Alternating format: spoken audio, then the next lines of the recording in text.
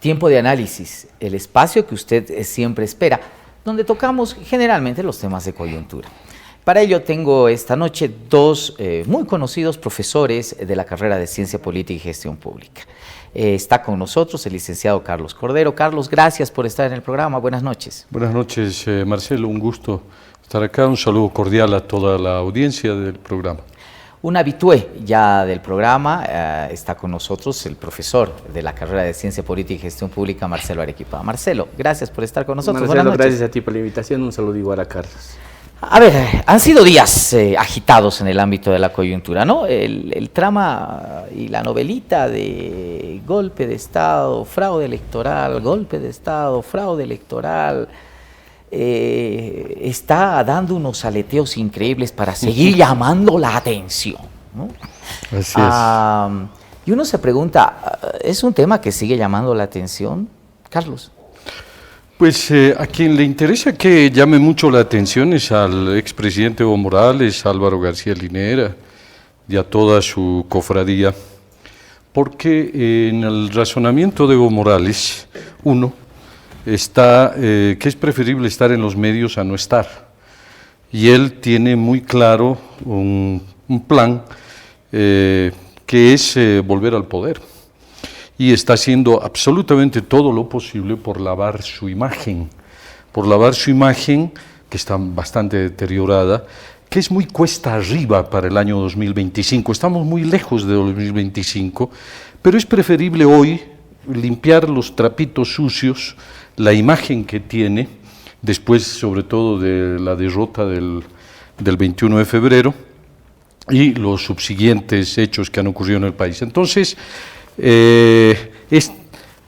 cuando falte un año o 2 años, ya no se va a hablar del golpe, ya no se va a hablar de las cosas negativas de Evo Morales, se va a hablar de qué propone Evo Morales. Todo esto es una estrategia electoral para volver al poder.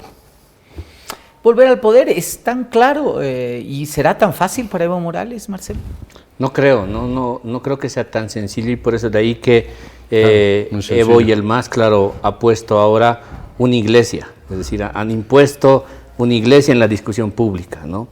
Y esa iglesia también está, digamos, tiene su correlato por el gobierno nacional del presidente Arce, porque el presidente Arce ahora ha encontrado la llave perfecta para cohesionar a diputados y senadores del MAS con el gobierno nacional, es decir, con el ejecutivo.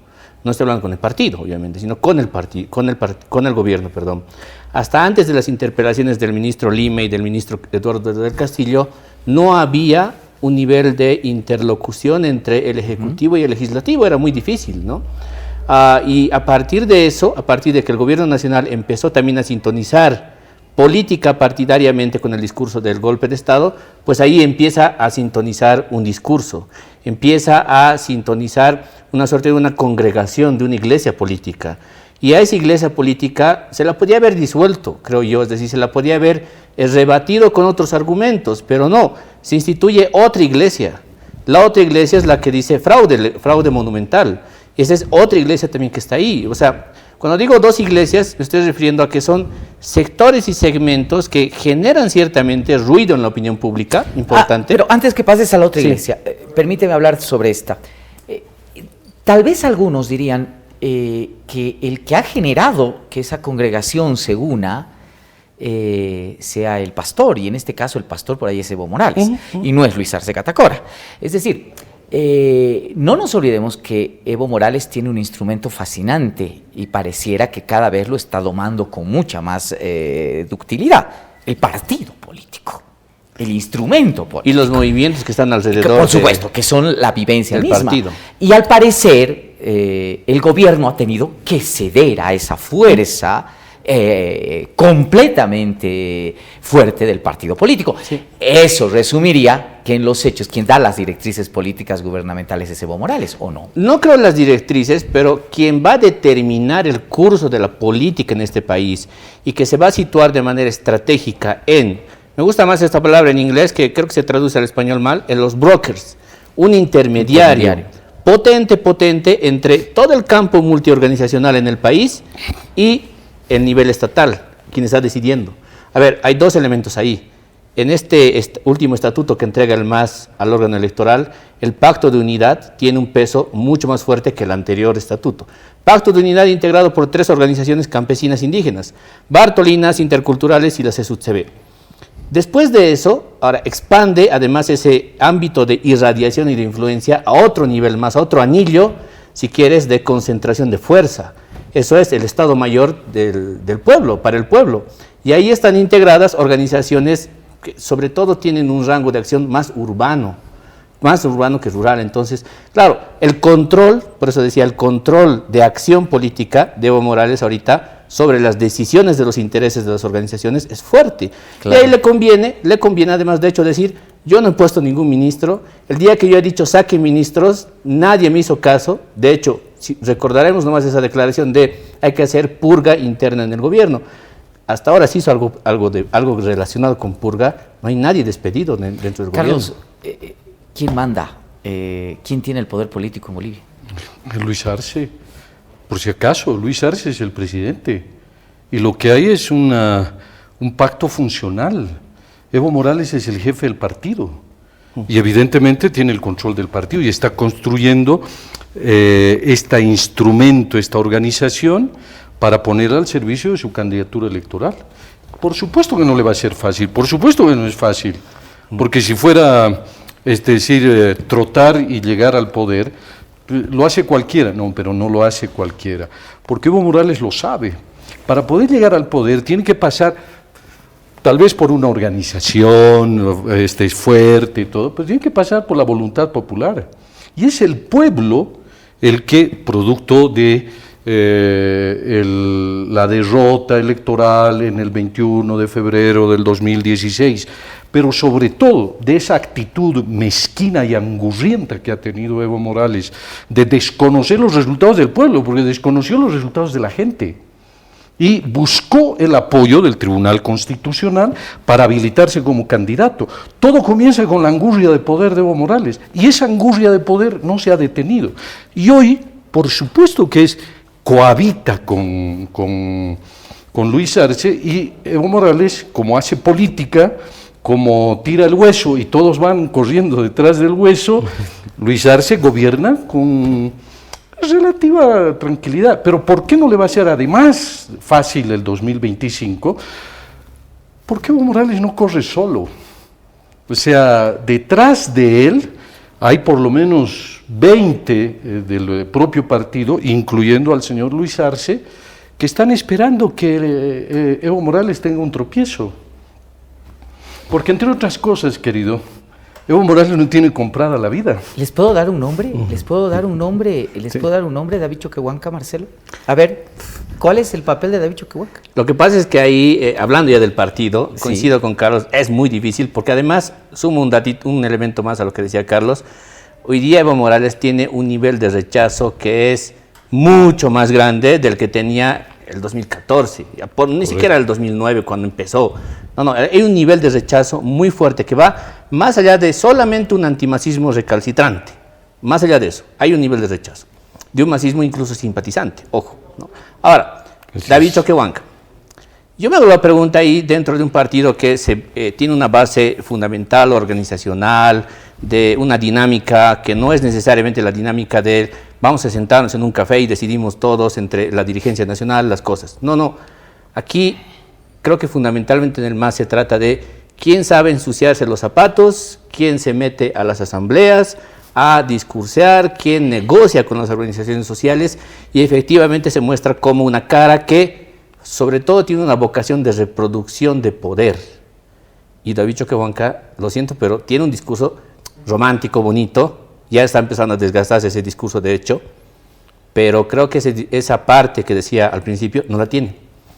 Quien se mueve y que se despeine, quien se ensucia los zapatos, es otro, es el pastor de la iglesia, pues, ¿no? Claro, ahora uno diría también dentro de la lógica del realismo político, pues mientras tu enemigo está cometiendo errores, no lo interrumpas, ¿verdad? Es mejor estar callado y agazapado a que tu enemigo siga cometiendo los errores y se vaya cayendo solo. Voy a ir a la otra iglesia. Carlos, pareciera que el problema en la otra iglesia es que no hay pastor. y se han tratado de conseguir en este momento una simbología que se asemeje algo a un símbolo, ni siquiera a una dirección política, Yanine Áñez. Y realmente pareciera que tanto el MAS la utilizó en un principio como símbolo, ¿verdad? Y ahora pareciera que el otro lado también la está utilizando como símbolo. ¿Cómo analizas este tema? Pues sí, yo creo que de ambas partes. Lo que está ocurriendo en la actualidad es que el movimiento al socialismo, en esa estrategia de descalificar el gobierno de la señora Áñez, y con ello descalificar a toda la oposición, porque aquí es la oposición, la derecha es la que ha hecho un supuesto golpe de Estado. La está victimizando, al extremo que la está convirtiendo en una heroína.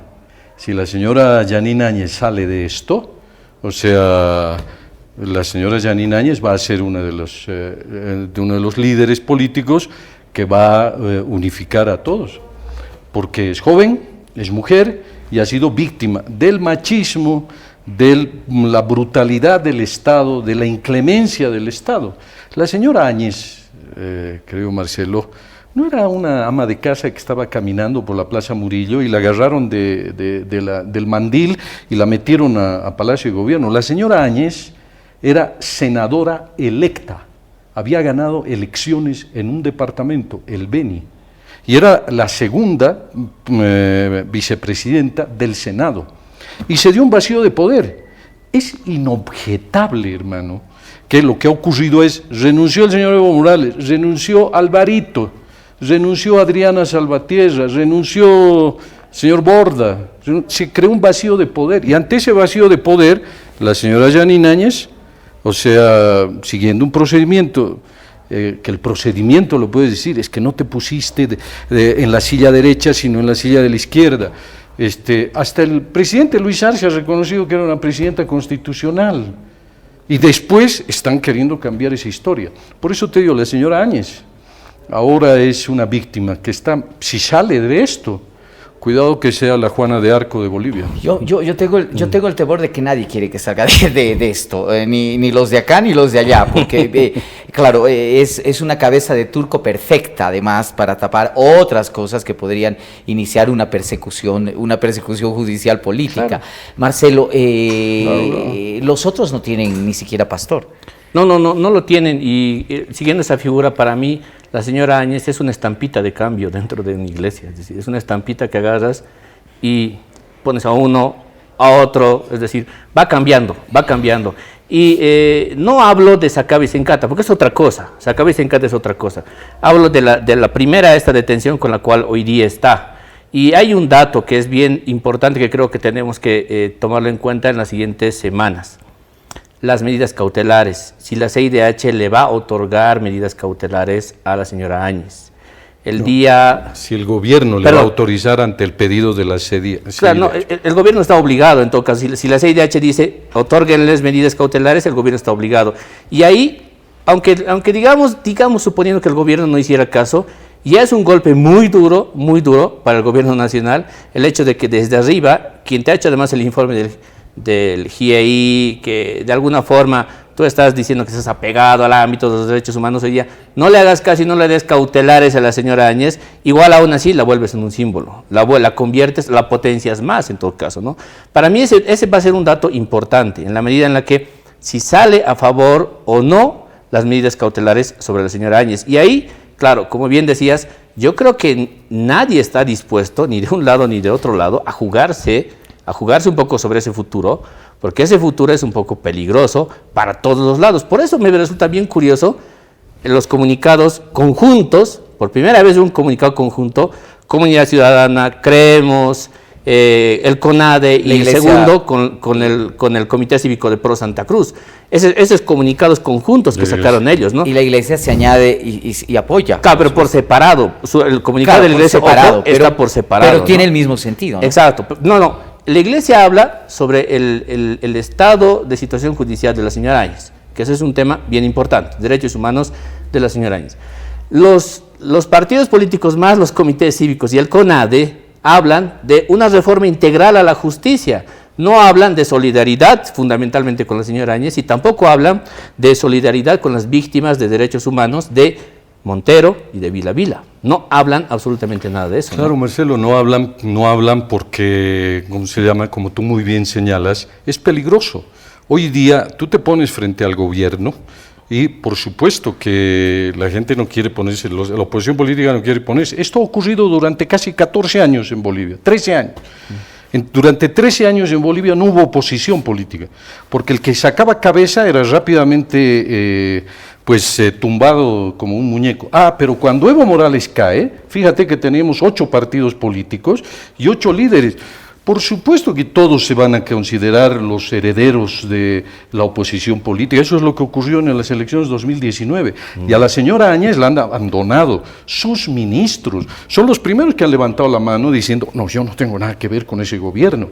Hoy día, su jefe de campaña, ministro, que la empujó a que sea candidata a la presidencia, es analista político. ¿Sabes que en un país serio, cuando alguien comete esos errores tan groseros como ha cometido quienes han gobernado con la señora Áñez, se suicidan? Estoy hablando del señor Jorge Ortiz, claro. Del Óscar Ortiz. Óscar Ortiz, claro. Óscar Ortiz, el primero en levantar las manos siendo ministro. No, yo no tengo nada que ver. Hay líderes de partidos políticos, el señor Samuel Doria Medina, es otro que, es decir, era candidato a la vicepresidencia de la señora Áñez. El señor Luis Revilla. Sí, todos están así. ¿Sabes qué? No, perdón, ¿de qué estamos hablando? Eso es cobardía política. Y lo primero que deberían hacer es jubilarse, irse de la política. Y de repente dar un paso generacional. Porque en la oposición política, si algo hay, Marcelo, es una ansia generacional por renovar la política desde la oposición, porque también coincido plenamente con lo que dice Marcelo, al interior del MAS sienten que Evo Morales es un tapón que no les va a permitir la renovación ni el liderazgo político. Entonces aquí lo que se vislumbra es 2025 una renovación generacional. Creo que el camino va por ahí, pero también hay intereses que indudablemente tratan de reciclar, ¿no? Ahí me da la impresión de que los sectores viejos de este lado quieren resucitar a los sectores viejos de este otro lado y volver a las viejas dicotomías precisamente para tener un éxito electoral o crearte ya el camino para un éxito electoral. Pero bueno, eso lo vamos a discutir después. Lanzo la moneda nuevamente, otro de los temas que se ha tratado muchísimo esta semana, los medios de comunicación. Nuevamente el tema de el cártel de la mentira, una estructura corporativa en el ámbito del tratamiento de la noticia, y evidentemente, esto el televidente lo ha visto, lo ha percibido, tenemos medios de comunicación que titulan en el mismo día dos realidades que parecen absolutamente distintas. Uno diría, caramba, uno está viviendo en un país distinto. ¿Qué está pasando con los medios? Marcelo. Mira, yo creo que los medios están reflejando muy bien lo que pasa hoy día en la economía, es decir, hay un mercado, ¿no? Y en ese mercado hay muchas opciones distintas ahí para lo que uno quiera consumir sobre todo, ¿no? Y ese consumir creo que pasa por un principio sobre el cual los medios hoy día se ven más reflejados, que es no necesariamente informar, no necesariamente comunicar, sino entretener. Por eso los titulares que aluden a dos realidades distintas, ¿no? Es decir, y además los titulares más rimbombantes, más amarillos, qué sé yo, son los que más llaman la atención. Creo que por eso están más enfocados en eso.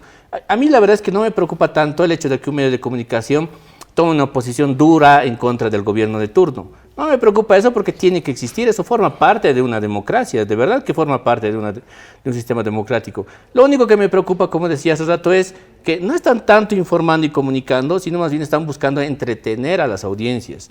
Y ahí, claro, el gobierno se mete, creo yo, de verdad, innecesariamente, al discurso de cambiar ahora el cártel de la mentira por el cártel mediático, ¿no? La corporación mediática, perdón, así lo denominaron, ¿no? Corporación mediática. Y la verdad es que no tiene sentido pelearte con algo que todavía tiene un nivel de credibilidad y confianza de parte de la gente importante. Es decir, la gente confía pues en los medios de alguna forma y confía más en la tele, dicho sea de paso, que en la radio y en la televisión. Entonces, no te puedes ir a pelear en contra de eso, ¿no? Carlos, ¿qué pasa con los medios? Yo creo que son las primeras víctimas de un gobierno de carácter autoritario, y eso es lo que está ocurriendo. Son las primeras víctimas porque son los primeros que se amedrentan y son las personas más frágiles.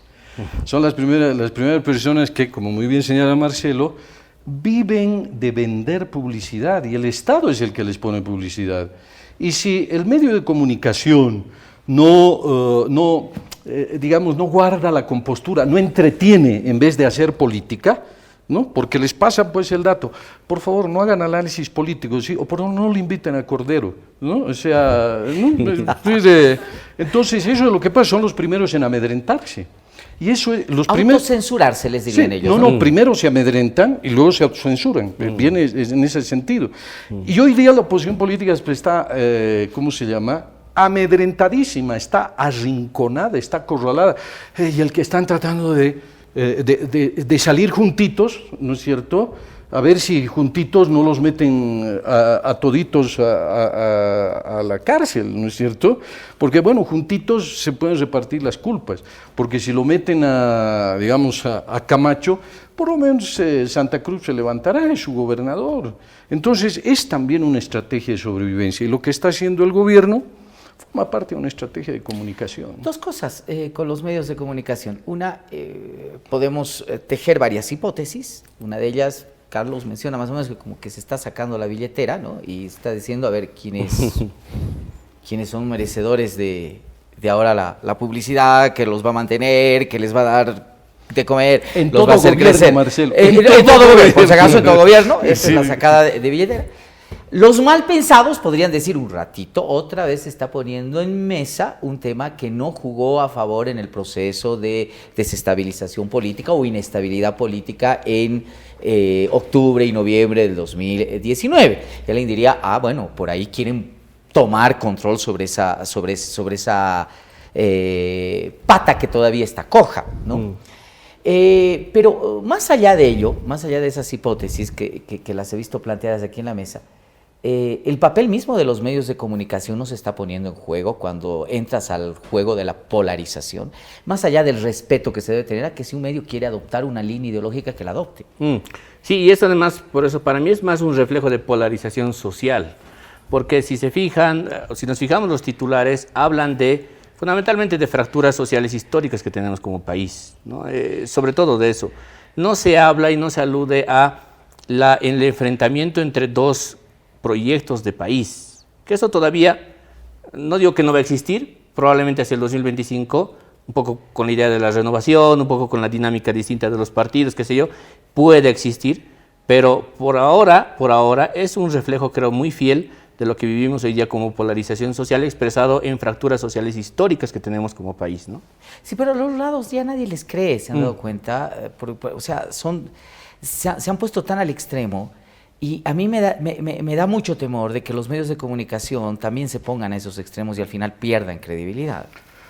Es una estrategia de sobrevivencia también, porque si te pones muy al extremo, o sea, Página 7, por ejemplo, trata pues en lo posible de mostrarse lo más neutral posible, pero sabemos que no es un periódico afín al gobierno. Y hay otros periódicos, medios de comunicación, que tú muy bien dices, también han perdido credibilidad por su excesiva cercanía al gobierno del señor Arce, al gobierno de Evo Morales, etcétera, y todos conocemos que son medios y los han calificado de medios paraestatales, es decir, tienen el señor Evo Morales, por ejemplo, tiene su programa de radio, tiene todo un circuito de radios a nivel del país, donde va promoviendo su candidatura, su ideología del movimiento al socialismo. No está cometiendo ningún delito, pero, por ejemplo, Televisión Canal 7, o lo que queda de Canal 7, por supuesto que es un vocero del gobierno. Y nadie cuestiona que sea, no escucho ya voz que alguien que diga, por lo menos pues pluralidad, un poco de equilibrio, den la contraparte. Los medios, Marcelo, están tratando de sobrevivir y evidentemente cuando se ponen en los extremos pierden audiencia, pierden dinero, ¿no es cierto? En este tiempo se han cerrado muchos medios de comunicación por falta de recursos Es correcto, económicos. pero no nos olvidemos que la información no es un bien privado, es un bien público, ¿no? Primer elemento. Y el segundo elemento, parte contra parte, primer principio. Segundo principio, prolijidad. Eso significa que no puedes insertar elementos que no son reales en una información. Y el tercero, expertise. Eso significa que tienes que conocer el tema al cual te estás refiriendo. mientras esas 3 reglas no se rompan, me parece que tú puedes adscribirte a la ideología que quieras como medio de comunicación. Lo que a mí me está preocupando es de que estamos a punto de violar esas 3 normas que son el principio básico de toda emisión comunicacional, ¿no? Pero no existe, Sí, no existe en esos medios. Está bien, pero voy a tirar la moneda nuevamente porque ha sido una semana súper agitada.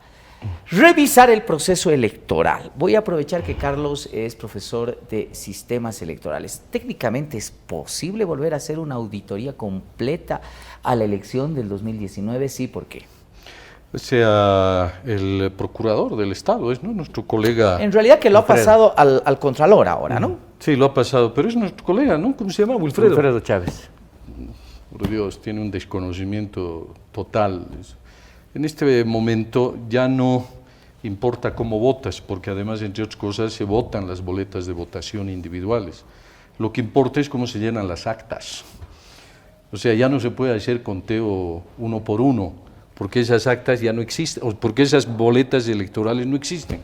Segundo, es abogado, doctor Wilfredo Chávez, y él parece que no sabe de la existencia del principio de preclusión. O sea, ya no se puede revisar un acto electoral concluido. El presidente es el señor Luis Arce. Ya no se puede revisar lo que ha ocurrido con las elecciones 2020. Menos pues se puede hacer una revisión de las elecciones del 2019. El señor Evo Morales anuló esos resultados electorales. El órgano electoral de la época los proclamó y Evo Morales dijo, no, ya no corre. Vamos a ir a un nuevo proceso electoral. Entonces, el colega Chávez, o sea, caramba, no procede. Y él lo que está haciendo es esta otra parte de la estrategia de comunicación, distraer a la opinión pública, tirar el hueso, ¿no? Todos corriendo detrás del hueso, ¿no? Para que pero gracias a tu alusión, lo vamos a invitar al procurador acá para que nos explique exactamente. Él nos dirá, pero él dice que evidentemente eso ya no tiene ningún efecto legal. Hay una ley que ha anulado las elecciones, ya tiene su presidente, etcétera. La cosa es saber la verdad. ¿Es solamente tirar el hueso, Marcelo? Sí, es en realidad efecto legal, como decía Carlos. No existe, no puede haber. Efecto político es el que se busca, y eso es un poco lo que entiendo que es tirar el hueso, digamos, es el efecto político el que se busca. Ahora, claro, en ese buscar el efecto político, creo que el doctor Chávez más bien se desprestigia a sí mismo, porque se supone que es el abogado de la defensa del Estado boliviano frente a causas que nos pueden venir desde fuera, es decir, es el abogado del Estado boliviano. Y claro, creo que tarde se da cuenta y por eso lo pasa más bien al Contralor, para que el Contralor sea un poco el que se haga cargo de este tema, ¿no? Pero creo que más bien obedece por eso esa estrategia más bien política de intentar terminar de reposicionar una parte de la historia, es decir, un capítulo de la historia, que ese capítulo de la historia para mí, o sea, por eso decía, comienza el 10 de noviembre del año 2019 y termina el 20 de octubre del año 2020. Ese capítulo lo han llamado golpe de Estado. Y es a ese capítulo al que quieren terminar de ajustar, ¿no? Querido Marcelo, yo coincido con todo, con Marcelo Arequipa, con excepción de que no todo comienza el 10 de noviembre. Todo comienza cuando el señor Evo Morales y Alvarito, ¿no?, se les entra a la cabeza el buscar la reelección. Ah, claro. El 2015. Ese es el otro capítulo. Por eso. No, claro, es un capítulo previo y a veces no leemos el primer capítulo. Sí. O sea, estamos leyendo ya el final de la novela, Marcelo, ¿no? Y el capítulo comienza con que el señor Evo Morales... Yo ahí creo que se están haciendo los esfuerzos tremendos para que la novela no termine. Exacto. Esa es la idea fundamental. Yo creo que se está tratando de meter tramas. Y ojo, ya no nos alcanzó el tiempo, pero se quería tocar otra de las cosas que seguramente va a empezar a causar polémica. El texto, el libro que escribe López Obrador, en el sentido de que hubo un intento de asesinato al expresidente Evo Morales en su salida al país. Pero bueno, son temas que no los vamos a dejar.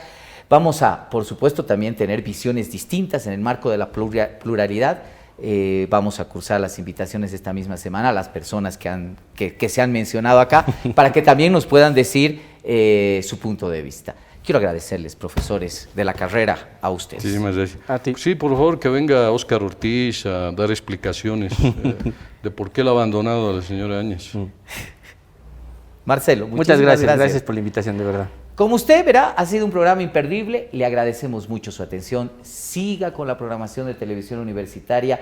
Siga también en las redes sociales. Siga nuestro canal de YouTube, donde incluso puede descargar los programas en Haciendo Ciencia Política. Muchísimas gracias. Buenas noches.